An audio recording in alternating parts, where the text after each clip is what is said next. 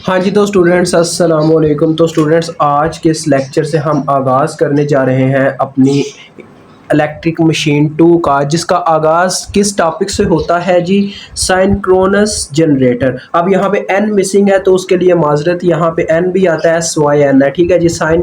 इसे क्या कहा जाएगा? सिंक्रोनस जनरेटर्स, ठीक है। अब जनरेटर, सबसे पहले तो आपको जनरेटर के बारे में पता होना चाहिए, फिर मैं आपको बताऊंगा मजीद इसके बारे में। जनरेटर होता क्या है जी? जनरेटर स्टूडेंट्स एक ऐसी मशीन है जिसका इस्तेमाल करके हम क्या करते हैं, मैकेनिकल एनर्जी को इलेक्ट्रिकल एनर्जी में कन्वर्ट कर लेते हैं। वो कैसे जी? क्योंकि हम जनरेटर के अंदर फ्यूल डालते हैं, फ्यूल या कोई ऐसी गैस जिसकी मदद से क्या होता है जी, वो उसको बर्न करता है और गैसेस बनती हैं। वो गैसेस हमारे जनरेटर की जो अंदर सिस्टम लगा होता है उसको चलाती हैं, जिससे हमारी जो मैकेनिकल एनर्जी होती है वो आगे इलेक्ट्रिकल एनर्जी में कन्वर्ट होकर हमारे सिस्टम को चलाती है, जहाँ पे हमने मतलब कि उसका इस्तेमाल करना होता है एनर्जी का। तो यही चीज़ जनरेटर है। आगे बात करते हैं अब सिंक्रोनस जनरेटर की। तो सिंक्रोनस जनरेटर्स के अंदर स्टूडेंट्स आपको एक तो स्टेटर और रूटर भी काफ़ी ज़्यादा देखने को मिलेगा, मोटर के अंदर भी ये काफ़ी देखने को मिलता है। अभी आपको मैं ले चलता हूँ परमानेंट मैग्नेट, जो अपनी डीसी मोटर होती है। स्टूडेंट्स आपको याद होगा बचपन में आपने काफ़ी टॉयज़ के अंदर से वो छोटी छोटी मोटरें निकाली होंगी जो छोटी छोटी होती हैं बिल्कुल। तो उनके अंदर आपको एक रॉड देखने को मिला होगा, जो आप जब मतलब कि बैटरी अटैच करते थे तो वो घूमने लग पड़ता था। उसको हम क्या कहते हैं? वो जो रॉड घूम रहा होता है उसको रूटर कहा जाता है, ठीक है जी। That rod is called rotor. और जो आजा जिस बच्चे ने कभी वो मोटर अगर आपने नहीं खोल के देखी हुई तो अभी भी आप जाएं अगर मार्केट में तो वो 50 रुपए की मिल जाती है, आप उसको ओपन करके देख सकते हैं। उस रॉड को अगर उसको ओपन किया जाए तो उस रॉड के इर्द गिर्द लगे होते हैं परमानेंट मैग्नेट, जो मैग्नेटिक फील्ड प्रोड्यूस करके उस रॉड को घुमाते हैं। उन मैग्नेट्स को हम स्टेटर कहते हैं, क्योंकि वो अपनी जगह पे स्टेबल है लेकिन उसे मैग्नेटिक फील्ड प्रोड्यूस करके रॉड को घुमाना पड़ रहा है, ठीक है जी। तो उनको स्टेटर कहा जाता है। आर्मेचर वाइंडिंग भी कहा जाता है, ठीक है। इसमें आपको सारी मालूमात मिल जाएगी जब आप सिंक्रोनस जनरेटर पढ़ेंगे। तो मैं भी काफ़ी कंफ्यूज होता था, ये स्टेटर क्या होता है, रूटर क्या होता है। उसके बाद एक और वर्ड है शाफ्ट। शाफ्ट के बारे में भी स्टूडेंट्स मैं काफ़ी कंफ्यूज रहा हूँ, लेकिन आपकी कंफ्यूजन मैं लाजमी यहीं पर दूर करूँगा इस वीडियो के अंदर। शाफ्ट उसे कहा जाता है स्टूडेंट्स, अगर आप लैब में जाके आपने ये ऑपरेशन परफॉर्म किए हैं तो आपको याद होगा, जो हम मोटर को यानी कि स्पीड ब्रेकर के साथ कनेक्ट करवाते थे ताकि हमारी मोटर ब्रेक हो जाए, तो वहां पे हम एक शाफ्ट का इस्तेमाल करते थे जिससे वो दोनों आपस में कनेक्ट हो जाते थे। यानी कि मोटर के जो रूटर होता था, मोटर का रूटर, उसके ऊपर हम शाफ्ट लगा के उस स्पीड ब्रेकर के साथ कनेक्ट करवा देते थे। वो उसी चीज़ को हम शाफ्ट कहते हैं। आप एक जुबान में से कनेक्टर का भी लफ्ज़ दे सकते हो, ठीक है। तो चलो वो अपने टॉपिक की तरफ आते हैं। ये आप देख भी सकते हैं, यहाँ पे एक और पिक्चर दिखा रहा हूँ। ये वो मोटर है जो मैं आपको कह रहा था, परमानेंट मैग्नेट। तो ये उसका रॉड है, ये देखें, ये वो रॉड है जिसे हम रूटर कहते हैं। और ये आर्मेचर वाइंडिंग होती है, और आर्मेचर वाइंडिंग को हम क्या कहते हैं जी? स्टेटर कहते हैं। तो चलिए अब वर्किंग प्रिंसिपल सबसे पहले अपने सिंक्रोनस जनरेटर का। तो वर्किंग प्रिंसिपल में ज़रा देखिएगा, एक एक वर्ड आपने समझना है स्टूडेंट। सबसे पहली बात वो क्या कहता है जी? वो कहता है कि DC current applied to rotor winding to produce magnetic field. अब वाइंडिंग और रूटर वाइंडिंग, अब क्या चक्कर है यार? ये एक इंडक्टर टाइप होता है, ठीक है। इंडक्टर यानी कि कॉइल होती है। कॉइल आपको पता ना, इंडक्टर का आपको पता होगा यार। अभी पेंसिल का इस्तेमाल करते हैं ताकि आपको ना पता चले, ये मैं कहना चाह रहा हूँ। ये आपको कॉइल पता होगी, आपने 12वीं क्लास में इसे स्टडी किया होगा फिजिक्स में। फिजिक्स में अगर कोई अच्छा उस्ताद हो तो वो पूरा कंसेप्ट देता है। क्या होता है जी? अब इसमें यही वो चीज़ कह रहा है कि हम क्या करते हैं जी? Rotor winding. ये रूटर वाइंडिंग है, इस तरह से ही होती है रूटर वाइंडिंग भी। तो वो कहता है कि जब हम डीसी करंट यानी कि अप्लाई करते हैं, मतलब इसमें से फ्लो करवाते हैं रूटर वाइंडिंग में से, तो क्या होता है जी? उसके अंदर मैग्नेटिक फील्ड प्रोड्यूस हो जाता है। इतना तो आप जानते हो यार, आप राइट हैंड रूल इतना पढ़ते रहे हो, उसके अंदर भी बताया जाता है कि उसकी डायरेक्शन क्या होगी वगैरह वगैरह। तो क्या हुआ जी? जब हमने इसमें से करंट को फ्लो करवाया अपनी रूटर वाइंडिंग में से डीसी करंट को, किस तरह से, ये अब आप पे डिपेंड करता है कि आप परमानेंट मैग्नेट का इस्तेमाल करते हो मैग्नेटिक फील्ड जनरेट करने के लिए, या डीसी बैटरी का इस्तेमाल करके डीसी करंट फ्लो करवा के उसमें मैग्नेटिक फील्ड प्रोड्यूस करते हो। कई तरीके हैं, आपको इस पूरे लेक्चर में सब कुछ देखने को मिलेगा, ठीक है। तो वो कहता है हम इस रूटर वाइंडिंग में क्या करते हैं जी, डीसी करंट को फ्लो करवाते हैं, इसके अंदर फिर क्या होता है जी, मैग्नेटिक फील्ड प्रोड्यूस हो जाती है। सबसे पहला वर्किंग प्रिंसिपल तो हमें समझ में आ गया। दूसरा वर्किंग प्रिंसिपल क्या है स्टूडेंट, वो कहता है कि the rotor is turned by prime mover. अब ये प्राइम मूवर क्या चीज है, रूटर की तो हमें समझ आ गई, रूटर वो चीज है जहां पे हमारी मैग्नेटिक फील्ड प्रोड्यूस हुई है। प्राइम मूवर स्टूडेंट्स वो सारा जनरेटर का सिस्टम है, क्योंकि जनरेटर एक हिस्से में डिवाइड नहीं होता, दो हिस्सों में डिवाइड हुआ होता है। एक वो हिस्सा होता है जो इलेक्ट्रिकल एनर्जी प्रोड्यूस करके दे रहा होता है, मतलब मैकेनिकल एनर्जी को कन्वर्ट करके, और एक वो हिस्सा होता है जहां पे मैकेनिकल एनर्जी प्रोड्यूस्ड होती है। ठीक है, तो देखो ये वो इंजन वाला सिस्टम है। प्राइम मूवर वो इंजन है स्टूडेंट्स जिसके अंदर आप फ्यूल बर्न करवा के क्या कर रहे हो, मैकेनिकल एनर्जी प्रोड्यूस कर रहे हो। तो ये प्राइम मूवर क्या करेगा, ये प्राइम मूवर जब उसके अंदर फ्यूल बर्न होगा तो इस रूटर को, यानी कि वो हमारा रूटर जो था, वो कॉइल जिसकी बात मैं कर रहा था, रॉड जो लगा हुआ है, उस रॉड को मूव करवाना स्टार्ट करवा देगा। वो रॉड इस तरह से, कह रहे हैं ये पेंसिल है ना मेरी, ये रॉड है, इस वक्त ये हमारा रॉड है, वो इस तरह से घूमना स्टार्ट कर देगा। ठीक है, अब देखें ये रॉड के अंदर क्या है, ये रॉड हमारा रॉड वाइंड, इसके अंदर रूटर वाइंडिंग है, मतलब कि ये रूटर ही है ना, रॉड रूटर एक ही बात हो रही है। अब मैं रूटर ही बोलूंगा। ठीक है, जो रूटर है वो इस तरह से मूव करना स्टार्ट कर देगा। जरा कंसेप्ट समझना।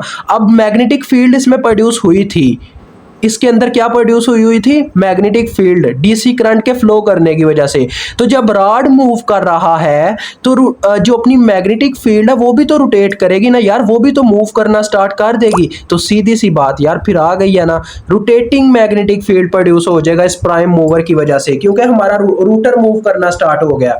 तो देखो वो क्या कहता है जी, the rotor is turned by prime mover which producing rotating magnetic field. यानी कि पहले क्या हुआ, हमने डीसी करंट फ्लो करवाया रूटर में से, रूटर वाइंडिंग में से, ताकि उसके अंदर मैग्नेटिक फील्ड प्रोड्यूस हो जाए। लेकिन जब हमारा रूटर इंजन में फ्यूल बर्न होने की वजह से मूव करना, यानी कि रोटेट करना स्टार्ट हो गया, तो उस रोटेशन की वजह से वो मैग्नेटिक फील्ड भी रोटेटिंग मैग्नेटिक फील्ड बन गया। समझ गए हो ना, इतना इतना मुझे उम्मीद अभी तक आपने कंसेप्ट पकड़ लिया होगा। अब उसके बाद आगे आ जाओ। आगे वो कहता है कि स्टूडेंट्स ये जो रोटेटिंग मैग्नेटिक फील्ड इसके अंदर प्रोड्यूस हुई होगी, क्योंकि वो रॉड उस वक्त घूम रहा होगा, हमारा रूटर जो है वो रोटेट कर रहा होगा। वो क्या करेगा जी, वो इंड्यूस करवाएगा 3 phase voltage in the stator of synchronous generator. ये बस यहाँ पे डन होने वाला है सिंक्रोनस का वर्किंग जो प्रिंसिपल है। देखें बात वो ये कहना चाह रहा है, स्टेटर की तो आपको समझ आ गई। स्टेटर जो अपना आर्मेचर वाइंडिंग है, स्टेटर वो होता है जो अपनी जगह पे फिक्स्ड है। ठीक है, लेकिन इसमें 3 फेज वोल्टेज कैसे इंड्यूस हो गया, ये हमारे जहन में क्वेश्चन आता है। तो स्टूडेंट स्टेटर का मतलब होता है वाइंडिंग जो की गई होती है, तो वाइंडिंग इस तरह से की जाती है इस स्टेटर पे कि वो आपस में 120 डिग्री के फासले पे होते हैं। ठीक है, 120 डिग्री तो आप जानते ही होंगे यार, यहाँ पे मुझे वो भी ड्रा करना पड़ेगा। सर्कल के बारे में आप जानते हो ना, एक सर्कल होता है 360 डिग्री पे। ठीक है, तो उसका कहने का मतलब ये है, कुछ इस तरह से है कि जो पहली वाइंडिंग की गई है ना, वो कह लें यहाँ पे 0 डिग्री पे की गई है, यानी कि पहली जो अपना इंडक्टर है वो यहाँ पे इंडक्टर ही बन जाता है। जब आप वाइंडिंग करते हो तो उसे इंडक्टर ही कहा जाता है। वो 0 डिग्री पे है, हमने 120 डिग्री का फेज शिफ्ट रखे, दूसरा यहाँ पे इंडक्टर लगाया हुआ है, यानी कि वाइंडिंग की हुई है। तो ये अपना दूसरा आ गया इंडक्टर 120 डिग्री पे। 120 डिग्री का मजीद फेज शिफ्ट दोगे तो 240 पे नेक्स्ट आ जाएगा, और फिर जब 120 पे दोगे तो पहले पे चला जाएगा। अब जरा मेरी बात जरा गौर से समझना, मैंने भी काफ़ी कहने के सोच सोच के इसका कंसेप्ट हासिल किया था। ये देखें, ये पेंसिल मेरा रूटर है। अब ये रूटर जब घूमता जाएगा, रोटेटिंग मैग्नेटिक फील्ड इन सब की जानिब आ रहा है। अब स्टूडेंट्स इंड्यूस और प्रोड्यूस में फ़र्क क्या होता है, ये भी ज़रा गौर से सुन लीजिएगा, क्योंकि मैंने भी इस कंसेप्ट को हासिल किया है। प्रोड्यूस होता है जो इंसान खुद, अब मैं ना इसे समझाना चाहूँगा कुछ इस तरह से। प्रोड्यूस वो होता है जो हम खुद से पैदा करते हैं, यानी कि हम खुद से हासिल करते हैं। इंड्यूस वो होता है जो हमें वैसे ही मिल जाता है। जैसे आप देखो, जो आप दौलत की बात कर लो, जायदाद की बात कर लो, कि आपके माँ बाप जिन्होंने वो जायदाद कमाई है, वो उनके लिए क्या होगा, प्रोड्यूस। वो उन्होंने प्रोड्यूस किया अपनी दौलत, यानी अपनी जायदाद को प्रोड्यूस किया। लेकिन वो जायदाद जब आपको मतलब कि वैसे वसीयत में मिल जाती है तो उससे आप इंड्यूस बोलोगे, क्योंकि वो आपको मिली है, ना कि आपने खुद कमाई है। तो यही चीज़ यहाँ पे है, यानी यहाँ पे क्या हो रहा है जी, जब रूटर मूव कर रहा है तो इनके अंदर ऑटोमेटिकली 3 फेज वोल्टेज इंड्यूस हुए हैं, ना कि प्रोड्यूस इन्होंने किए हैं। ठीक है जी, यानी देखो जब ये रूटर घूम रहा होगा, जब उसकी पहली शाफ्ट यहाँ पे आके मिलेगी तो इसके अंदर क्या हो जाएगा जी, वोल्टेज इंड्यूस हो जाएंगे। अब एक वोल्टेज यहाँ पे इंड्यूस हुए, फिर 120 के फेज शिफ्ट में जब रूटर यहाँ पे आए, शाफ्ट इससे मिली तो यहाँ पे भी वोल्टेज इंड्यूस हो गया और यहाँ पे भी वोल्टेज इंड्यूस हो गया थोड़ी देर बाद। तो इसी तरह से हमारा रूटर जो है वो रोटेट करता जाता है और इनके अंदर वोल्टेज इंड्यूस होते जाते हैं। ठीक है जी, स्टेटर के अंदर देखें, इतनी बात समझ आ गई। मुझे उम्मीद है 3 स्टेप्स तो आपके क्लियर हो गए हैं माइंड के अंदर। अब फील्ड वाइंडिंग पे आ जाओ। अब बस उन्होंने इतना बताया हुआ है कि रूटर क्या और स्टेटर क्या है इन 2 स्टेप्स में। तो देखो वो कह रहा है कि जो फील्ड वाइंडिंग है, मतलब फील्ड वाइंडिंग वही चीज़ है, यानी ये फील्ड, असल में ये पूरा वर्ड था स्टूडेंट्स मैग्नेटिक फील्ड वाइंडिंग, यानी कि वो वाइंडिंग जिसके अंदर मैग्नेटिक फील्ड क्या हो रहा है, प्रोड्यूस हो रहा है, वो रूटर है। ठीक है जी। और आर्मेचर वाइंडिंग, यानी ये वाले जो हमने आर्मेचर के ऊपर वाइंडिंग की हुई है वो हमारा स्टेटर है। बस इतना इन 2 स्टेप्स में उसने बताया हुआ है हमें। ठीक है, तो ये 2 स्टेप्स भी आपके यहीं पे क्लियर हो जाने चाहिए। ये बस एक छोटी सी इंफॉर्मेशन है, ये 2 स्टेप्स। आगे आ जाते हैं टाइप्स ऑफ रूटर पे। अब students there are 2 types of rotor, एक होता है अपना सैलिएंट पोल रूटर और एक होता है नॉन सैलिएंट पोल रूटर। अब इन दोनों में होता क्या है ये चीज समझिएगा। सैलिएंट पोल रूटर स्टूडेंट्स ज्यादातर लार्ज मशीन्स में इस्तेमाल होता है। ठीक है जी, जो सैलिएंट पोल रूटर होता है, और जो अपना होता है नॉन सैलिएंट पोल रूटर वो स्मॉल मशीन्स में इस्तेमाल होता है। इसके होते हैं 4 या 4 से ज्यादा पोल। ठीक है, अगर इसके कम कर देंगे पोल तो फिर ये सैलिएंट रहता ही नहीं है, नॉन सैलिएंट ही हो जाता है। ठीक है, 4 कम से कम होने चाहिए, 4 या उससे ज्यादा पोल। और इसके क्या होते हैं, 2 या 4 पोल होते हैं। ठीक है जी, नॉन सैलिएंट पोल के। तो अब बात करते हैं कि इनके अंदर मजीद आप इनकी शेप देख के इनको समझ पाओगे। इनकी मैं शेप यहीं पे देखता हूँ। ये स्टूडेंट्स नॉन सैलिएंट है, ये देखें वो कह रहा है non salient 2 pole rotor for a synchronous machine, यानी कि ये अपना नॉन सैलिएंट पोल है। तो इसके अंदर देखो सिर्फ आपको 2 नॉर्थ साउथ पोल देखने को मिलेंगे, और इसके अंदर एक रूटर वाइंडिंग है, मतलब जो रूटर मूव कर रहा है इसके अंदर रोटेट कर रहा है। और दूसरी तरफ ये अपना क्या है जी, ये अपना सैलिएंट है, जिसके अंदर देखो कितने अपने आपको नॉर्थ साउथ नजर आ रहे हैं। एक ये नॉर्थ साउथ हो गया, एक ये नॉर्थ साउथ हो गया, एक ये नॉर्थ साउथ हो गया। तो इनके अंदर जब रूटर मूव कर रहा है तो उसे हर 120 डिग्री फेज शिफ्ट पे क्या देखने को मिल रहा है, वोल्टेज देखने को मिल रहा है, इंडक्शन मिल रही है वोल्टेज की। तो ये अपनी सैलिएंट की एक मिसाल है। अब आ जाओ यार, ये तो वैसे इतना आसान है, इसको इतना एक्सप्लेन करने की मुझे ज़रूरत नहीं है। आगे वो क्या कहता है, वो कहता है कि फॉर सिंक्रोनस मशीन्स, यानी कि सिंक्रोनस मशीन्स के लिए a separate DC source is required to excite the field winding. यानी कि देखो स्टूडेंट्स, ये पता है किस चीज़ की बात कर रहा है, ये जो हमने शुरू में पढ़ा था कि अपने रूटर को हमें, ये फील्ड वाइंडिंग क्या था हमारा, अभी अभी हमने यहाँ पे पढ़ा ऊपर स्टेप में, फील्ड वाइंडिंग ही हमारा रूटर है। यानी कि रूटर को उसने पहले स्टेप में बताया था, रूटर को एक्साइट करने के लिए हमें किस चीज़ की ज़रूरत होगी, डीसी करंट की, यानी कि डीसी बैटरी की। यही चीज उसने नीचे आके हमें बता दिया कि क्या है जी, आप सिंक्रोनस मशीन में आपके पास 2 मेथड हो सकते हैं। यानी कि आपको सिंक्रोनस मशीन के अंदर असल में होता क्या है जी, एक डीसी सोर्स की ज़रूरत होती है ताकि आप अपनी फील्ड वाइंडिंग यानी कि रूटर को एक्साइट कर सको, उसके अंदर मैग्नेटिक फील्ड प्रोड्यूस कर सको। क्योंकि अगर उसके अंदर स्टूडेंट्स मैग्नेटिक फील्ड होगा ही नहीं तो उसके रोटेट करने से हमें कोई फ़ायदा नहीं होगा, चाहे वो रोटेट करता रहे। ठीक है जी, अब नेक्स्ट आ जाओ। आगे वो कहता है, अब ये वो 2 मेथड्स को एक्सप्लेन करने लगा जिससे हम ये काम कर सकते हैं। वो कहता है कि there are 2 methods to do this. हम डीसी सोर्स की मदद से अपने फील्ड वाइंडिंग को एक्साइट करने के लिए 2 तरीके इख्तियार कर सकते हैं। पहला तरीका वो कहता है कि आप क्या करो जी, सप्लाई कर दो DC power from an external की बात करेगा, देखें, from an external DC source to the rotor by means of slip rings and brushes. अब ये स्टूडेंट्स जो हमारे हमारे प्रोफेसर हैं नाजिम साहिब, उन्होंने हमें काफ़ी अच्छी इसकी मिसाल दी थी कि आपके घरों में जो सिलाई मशीन्स पड़ी होती हैं उनके अंदर आपको पता है अक्सर जो मतलब कि इसका काम करते हैं दर्जी वगैरह, वो एक मोटर लगवा लेते हैं जिससे बस प्रेस किया और उनकी जो सिलाई मशीन है वो ऑटोमेटिकली चलने लग पड़ती है। उन्हें खुद से कोई उसे क्या मतलब कि मूव नहीं करवाना पड़ता। मैकेनिकली वो मोटर ही एनर्जी प्रोड्यूस करके उसको चला रही होती है, उन्हें अपने हैंड से कोई एनर्जी नहीं देना पड़ती। तो यही चीज़ वो कह रहा है कि वो जो मोटर होती है ना, मोटर उनके अंदर स्टूडेंट्स कभी देखिएगा स्लिप रिंग्स और ब्रशेस लगे होते हैं, कार्बन ब्रशेस। तो ये मेथड है तो काफ़ी काबिल एतमाद, लेकिन इसमें कुछ ड्रॉबैक्स आ जाते हैं। वो क्या जी, देखें जो कार्बन ब्रशेस होते हैं ना, वो काफ़ी घिस घिस के ऐसा हो जाता है कि कभी कभार आपने देखा होगा कि ये कह लें, मैं पूरी की पूरी अपने उस्ताद की ज़ुबान बोल रहा हूँ, मेरी ज़ुबान से कुछ नहीं बोला जा रहा इस मिसाल में, कि आपने देखा होगा कभी कभार दर्जियों को क्या करना पड़ता है, अपनी मोटर को खोल के ना उसके ऊपर पेच लगे होते हैं, उनको टाइट करना पड़ता है। जब वो पेच को टाइट करता है तो पता क्या होता है, वो कार्बन ब्रश और स्लिप रिंग्स वो मोटर के रूटर के बिल्कुल थोड़ा करीब चले जाते हैं। जब वो असल में होता क्या है, ये रूटर जब मूव करता है ना, तो इन स्लिप रिंग्स और कार्बन ब्रशेस से इस तरह से बार बार एक दफा कनेक्ट और एक दफा डिस्कनेक्ट, एक दफा कनेक्ट और एक दफा डिस्कनेक्ट होता चला जाता है। इसी वजह से वो मूव करता जाता है। अगर ऐसा हो कि वो इस तरह से हो जाए, मतलब ये देखें अब ये अपने कार्बन ब्रश और स्लिप रिंग्स दूर है, तो क्या है जी, रूटर उनको एक लिहाज से कनेक्ट नहीं हो पा रहा, तो वो लिहाजा वो स्टेबल रहेगा। जब वो पेज को टाइट करता है, मतलब ये पेज ऊपर लगा हुआ है, जब वो दर्जी उस पेज को ऊपर से टाइट करता है तो ये ऐसे इसके करीब आ जाते हैं। तो जब वो रूटर से इसके करीब आ जाते हैं तो फिर वो रूटर इस तरह से मूव करना स्टार्ट करता है, एक दफा कनेक्ट हो रहा होता है, एक दफा डिस्कनेक्ट हो रहा होता है। तो ये कहानी है इस फर्स्ट स्टेप की। आगे दूसरा स्टेप देखिएगा।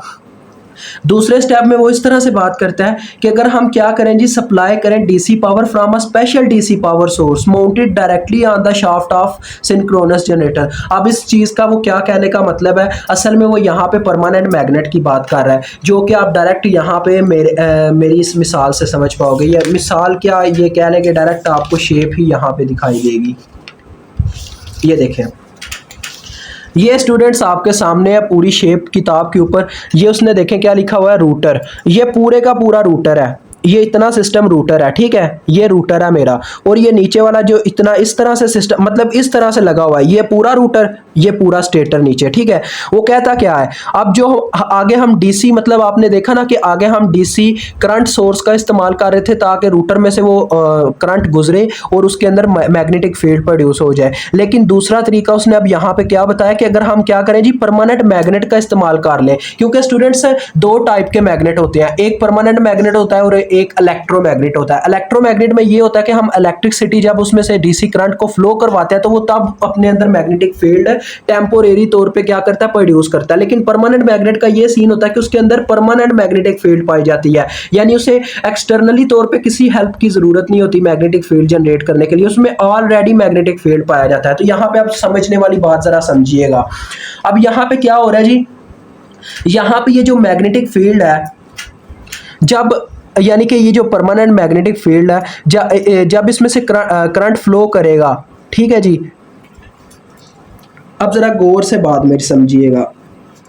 ये जो परमानेंट मैग्नेट है ना, इसमें से जब करंट फ्लो करेगा तो क्या होगा जी, वो करंट इससे इनडायरेक्टली आपस में ये लिंक है, ये दोनों लिंक है, क्योंकि रूटर और स्टेटर बिल्कुल आपस में करीब करीब होते हैं, ठीक है जी। ये दोनों आपस में लिंक है। इन दोनों में लिंक होने की वजह से क्या होगा जी, जब इसमें मैग्नेटिक फील्ड मतलब कि परमानेंट मैग्नेट का मैग्नेटिक फील्ड इसमें फ्लो करना स्टार्ट करेगा, मतलब अपना एक एरिया घेरेगा, तो उस एरिया के अंदर क्या होगा, फील्ड करंट जनरेट होगा। फील्ड करंट, ये आपको इंडक्टर नजर आ रहे हैं, ये 3 इंडक्टर, इनमें से जब वो करंट गुजरेगा स्टूडेंट्स, ठीक है, समझ रहे हो ना मेरी बात को, इनमें से जब वो करंट गुजरेगा तो इनके अंदर क्या होगा जी, 3 फेज एसी वोल्टेज प्रोड्यूस हो जाएंगे। 3 फेज एसी वोल्टेज।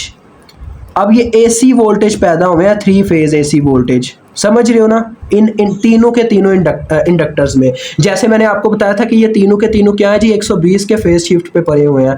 तो जब इनके अंदर करंट गुजरेगा तो इनके अंदर 3 फेज एसी वोल्टेज जनरेट हो जाएगा। अब हमें एसी तो चाहिए नहीं, हमें डीसी में चाहिए। तो हम क्या करते हैं, हम रेक्टिफायर का इस्तेमाल करते हैं, जो आप अपनी इलेक्ट्रॉनिक डिवाइसेज एंड सर्किट्स में पढ़ते हैं, मतलब कि ईडीसी में पढ़ते हैं।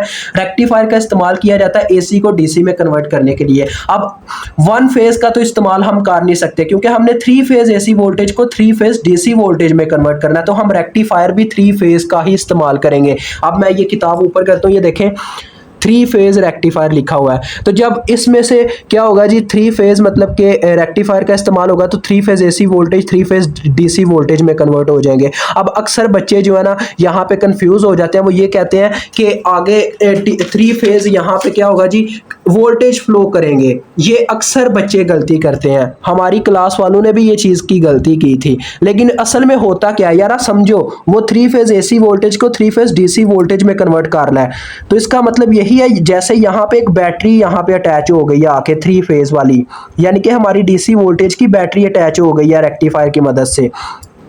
तो जब ये वोल्टेज की बैटरी यहाँ पे लगेगी, आगे सर्किट मुकम्मल है, तो क्या होगा जी, इसमें से करंट फ्लो करना स्टार्ट कर देगा। करंट आगे जाएगा, three phase current. Three phase current इस रेजिस्टर में से भी गुजरेगा, फिर इस कॉइल में आएगा। जब इस कॉइल में आएगा तो स्टूडेंट्स क्या होगा जी, देखें, अब इस कॉइल के अंदर जब करंट फ्लो कर रहा होगा तो क्या होगा, मैग्नेटिक फील्ड जनरेट हो जाएगा। वही मैग्नेटिक फील्ड, इसके साथ अब ये वाला रूटर लिंक है, ये जो हमारा ऊपर वाला रूटर था, यही मैग्नेटिक फील्ड इस रूटर के अंदर फिर से क्या करवाएगा, three phase AC voltage generate करवा देगा इन इंडक्टर्स की मदद से। इनके अंदर करंट मूव होगा जिससे थ्री फेज एसी वोल्टेज पैदा होंगे। फिर से वही मैकेनिज्म है कि हमने थ्री फेज रेक्टिफायर का इस्तेमाल किया ताकि वो क्या हो जी, डीसी में कन्वर्ट हो जाए। Three phase AC voltage three phase DC voltage में कन्वर्ट हो जाए। जब यहाँ पे कह लें फिर से थ्री फेज डीसी वोल्टेज मिलेंगे, हमारा बैटरी टाइप कह लें यहाँ पे मैकेनिज्म बन जाएगा और इसमें से करंट फ्लो करेगा। जब इसमें से करंट फ्लो होगा इस इंडक्टर में, जब किसी भी इंडक्टर में जब करंट फ्लो होता है तो क्या होता है जी, मैग्नेटिक फील्ड जनरेट होती है। यही मैग्नेटिक फील्ड जनरेट होने की वजह से देखें फिर से वही मैकेनिज्म है कि यह यहाँ पे हमें असल में आउटपुट मिलनी है। मेन आर्मेचर देखिए उसने यहाँ पे लिखा भी हुआ है। यही मैग्नेटिक फील्ड इसके साथ लिंक होने की वजह से यहाँ पे मैग्नेटिक फील्ड करंट को फ्लो करवाएगा। मैग्नेटिक फील्ड करंट जब इन तीनों में से फ्लो करेगा तो यहाँ पे हमें three phase AC voltage as a output मिल जाएंगे। और वो देखिए उसने ऊपर लिखा हुआ है, मुझे लिखने की ज़रूरत नहीं थी फिर भी लिख दिया, थ्री फेज आउटपुट उसने लिखा हुआ है, यानी कि हमें थ्री फेज एसी वोल्टेज मिल जाएंगे। तो ये हमारा आज का पूरा लेक्चर था। अगर आपको लेक्चर पसंद आया, देखें वीडियो काफ़ी लंबी हो गई है, लेकिन अगर आपको लेक्चर पसंद आया और एक एक लफ्ज़ अगर आपको समझ आ गया है तो इस वीडियो को लाइक लाजमी कीजिएगा और कमेंट सेक्शन में कमेंट भी कीजिएगा, क्योंकि स्टूडेंट्स हमारा हक बनता है और आपका फ़र्ज़ बनता है, और अपना फ़र्ज़ अदा करके जाइएगा। कोई भी प्रॉब्लम हो तो आप मुझे व्हाट्सएप पे रब्ता कर सकते हैं। अभी आपसे इजाज़त चाहता हूँ।